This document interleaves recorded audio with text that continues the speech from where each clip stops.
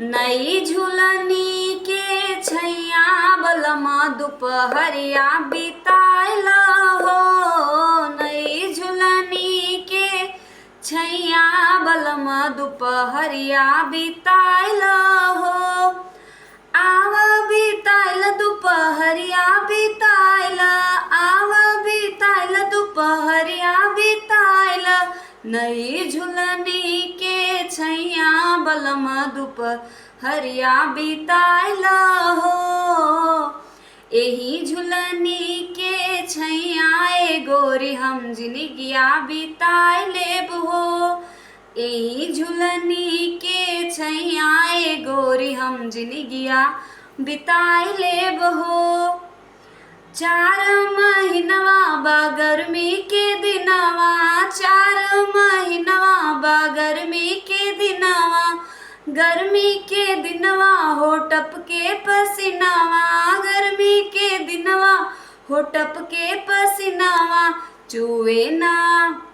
चुए ना देबै पसीनवा ए गोरी तोहे बेनिया डोलाई देब हो। चुए ना देबै पसीनवा ए गोरी तोहे बेनिया डोलाई देब हो। एही झुलनी के छैया ए गोरी हम जिनगिया बिताइ लेब हो। नई झुलनी के छैया बलमा दुपहरिया बिताइल हो। 4 महीनवा बा जाड़ा के दिनवा, 4 महीनवा बा जाड़ा के दिनवा। जाड़ा के दिनवा हो कापे बदनवा, जाड़ा के दिनवा हो कापे बदनवा। कापे ना देबै बदनवा ए गोरी तोहे कोरा दबाइ लेब हो। कापे ना देबै बदनवा ए गोरी तोहे कोरा दबाइ लेब हो। एही झुलनी के छैया ए गोरी हम जिनगिया बिताइ लेब हो। नई झुलनी के छैया बलमा दुपहरिया बिताइल हो। आव बिताइल दुपहरिया बिताइल, आव बिताइल दुपहरिया बिताइल। नई झुलनी के छैया बलमा दुपहरिया बिताइल हो। 4 महीनवा बा बरखा के दिनवा, 4 महीनवा बा बरखा के दिनवा।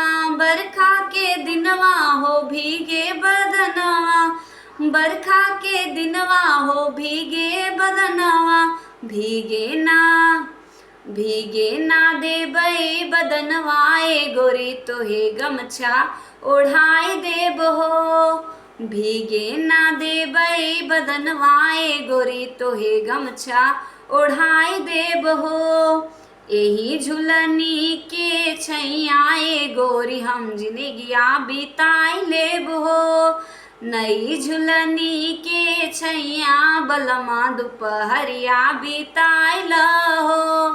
नई झुलनी के छैया बलमा दुपहरिया बिताइल हो। नमस्कार दोस्तों, प्लीज़ सब्सक्राइब कीजिए मेरे चैनल को, कमेंट कीजिए मेरे गाने आपको कैसे लगते हैं, लाइक कीजिए एंड ज़्यादा से ज़्यादा शेयर कीजिए। नमस्कार।